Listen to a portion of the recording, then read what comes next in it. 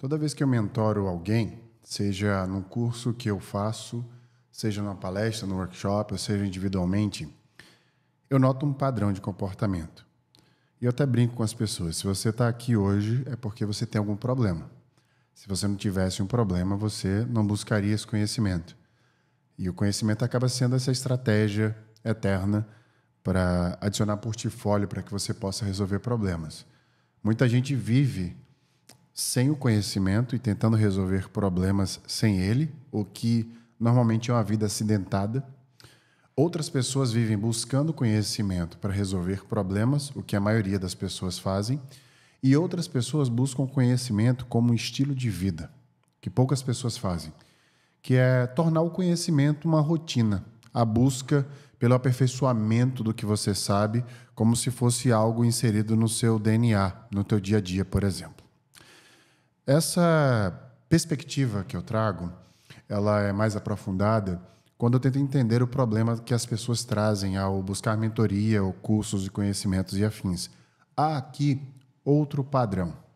O padrão é: sempre existe ou existem outras pessoas que causam esses problemas nas vidas delas. E eu sempre paro para pensar, bem, se todo mundo que está vindo para mim tem outras pessoas causando problemas, será que estas pessoas têm consciência de que elas são o problema de outras pessoas? E eu quero indagar isso para você hoje. Quando a gente se qualifica profissionalmente, a gente leva uma bagagem pessoal para essa qualificação. É por isso que eu acredito que a terapia deveria ser obrigatória para todo ser humano. A terapia, ela acelera o teu processo de consciência. Ela faz com que você amplifique a tua perspectiva sobre quem você é, o sentido que a sua vida faz, o seu papel na sociedade e como se relacionar com outras pessoas. Muitas vezes, quando a gente se qualifica profissionalmente, principalmente, a gente esquece de se colocar neste cenário. A gente vai em busca de um desejo que a gente tem de ter uma sensação melhor sobre aquilo que a gente quer que aconteça. Então, a gente busca ferramentas para que a gente possa se tornar líderes melhores, ferramentas para que a gente possa produzir melhor, ferramentas para que a gente possa persuadir outras pessoas para que elas façam aquilo que a gente acha certo e que elas deveriam fazer. Em qual momento, sendo honesto com você mesmo, você se qualifica enquanto pessoa? E não é só a terapia que vai te qualificar como pessoa. É a observação dos seus próprios atos, é pensar sobre os seus pensamentos. É você educar a sua mente a filtrar as coisas que você tem desejo de fazer porque você sente que deve, versus os deveres, porque você tem um papel a exercer. Não se transforma em um profissional melhor se você não for um ser humano melhor. Hoje eu quero falar sobre como você deve se transformar numa pessoa melhor. E depois que eu comecei a estudar estoicismo, eu comecei a compreender que existe o primeiro ponto para a gente entender. Você não é o seu passado. E eu, que vos falo neste momento, cometi diversos erros. E não se engane, eu me arrependo muito desses erros.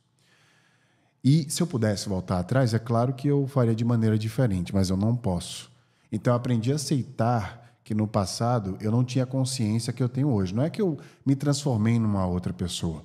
É que hoje eu tenho uma consciência maior do que a consciência que eu tinha no passado. E você não precisa exatamente viver uma experiência ruim para te dar essa experiência e perspectiva de que você vai evitar isso no futuro. Você pode aprender a expandir tua consciência para se antecipar a esses erros. E é muito difícil lidar com pessoas que estão no teu passado, no presente, porque a ótica que elas vão te julgar é ainda sobre a pessoa que você estava naquele momento, com aquele nível de consciência. Então você vai acabar sendo e continuar sendo tratado daquela mesma forma que você era quando você ainda não tinha a consciência que você tem hoje. Eu tive algumas experiências recentemente que me fizeram pensar isso. Encontrar pessoas do meu passado que usam linguajares, usam julgamentos e piadas e perspectivas de uma pessoa que eu era, que não tinha o mesmo nível de consciência que eu tenho hoje. No início isso é um pouco perturbador, porque parece que a pessoa não te conhece mais. Depois, devido à consciência, você acaba percebendo que aquela pessoa não te conhece da forma que você se transformou. Eu passei muitos anos fora, muito tempo longe da minha família, ou mesmo muito próximo de muitas pessoas durante determinados períodos. E quando essas pessoas me reencontram, devido a essa aceleração do processo de ampliação de consciência, elas me tratam ainda daquela mesma forma. E está tudo bem, inclusive.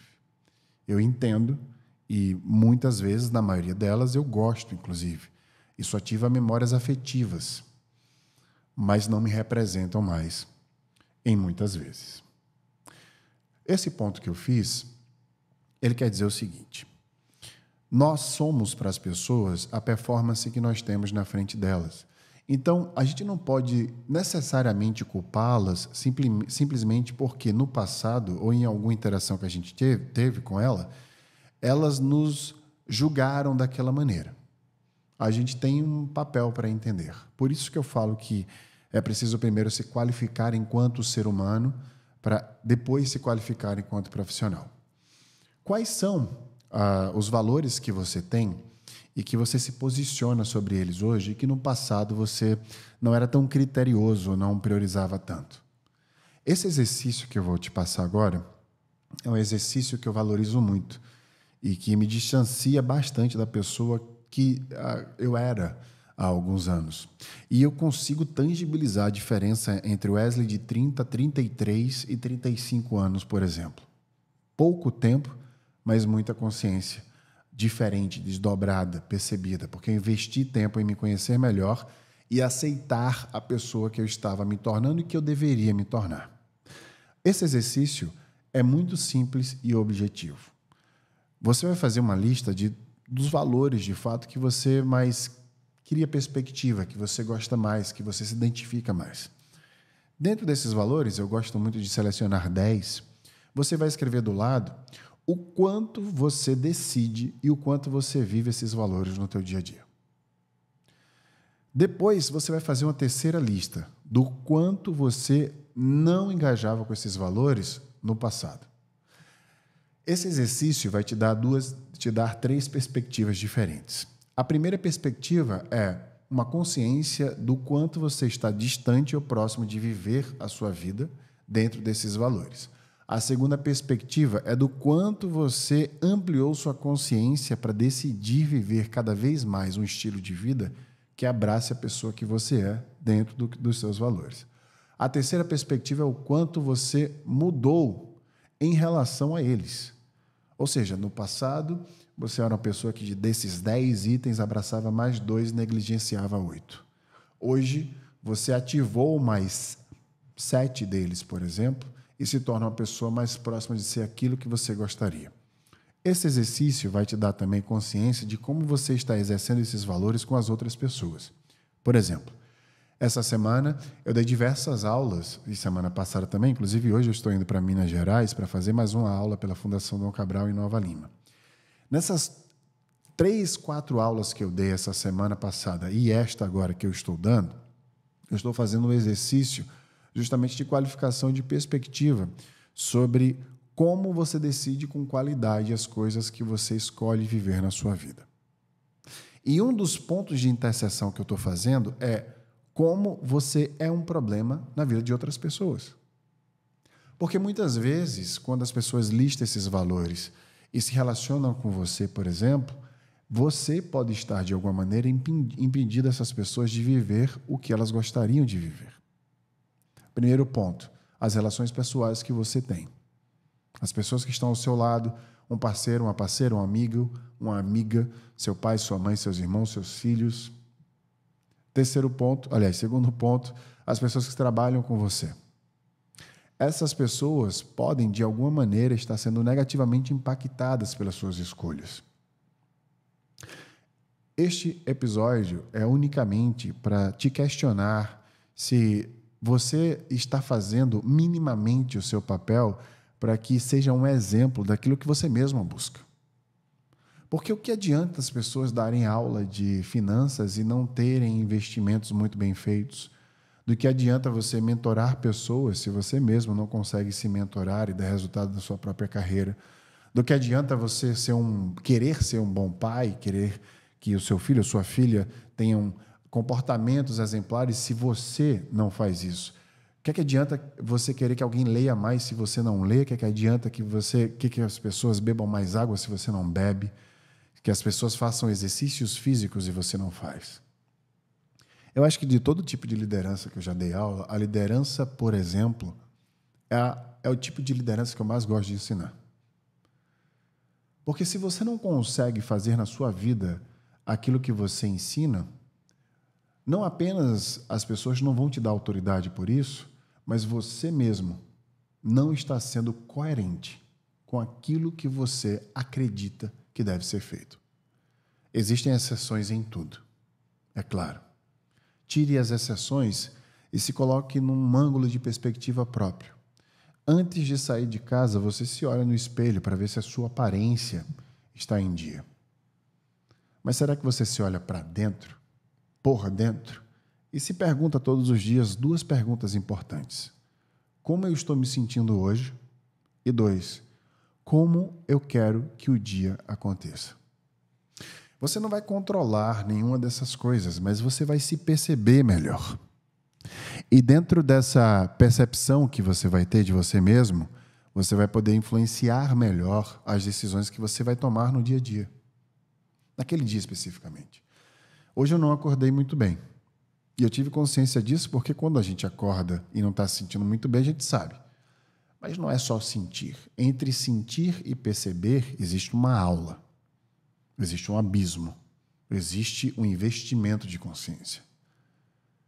Não apenas seja um transeunte, um qualquer, andando acidentadamente na vida e sentindo qualquer coisa que vier à tua cabeça e ao teu corpo. Influencie melhor as suas emoções através da autopercepção. Transforme o sentir em perceber. Então, se olhe no espelho e se pergunte: por que eu estou me sentindo assim e o que eu devo fazer para melhorar? Eu tenho sempre em mãos, mesmo que nas mãos do meu pensamento hoje, uma estratégia para me sentir melhor. Estratégia de coping, de enfrentamento mesmo. Então, hoje eu fui correr, por exemplo, e na corrida eu escutei músicas que me acalmaram e me deram perspectivas, através da secretação de endorfina, de mudar instantaneamente o meu humor fisiologicamente e influenciar nos meus pensamentos do que eu deveria fazer durante esse dia. Me conectei com as coisas que eu gosto, como um incenso, por exemplo, uma leitura. Comecei a produzir uma aula. Ou seja, escolhi fazer coisas que me conectam com o meu sentido, com as coisas que eu gosto de fazer, com as pessoas que eu gosto de estar. O primeiro passo para a gente melhorar como profissional é a gente melhorar nosso dia, preparar ele como se ele fosse nos receber mesmo. Como a gente limpa uma casa antes de receber uma visita ou lava um prato antes de colocar comida. Já passou, aliás, do tempo de você tentar fazer a mesma higienização que você faz no seu corpo dentro de você todas as vezes que você acorda.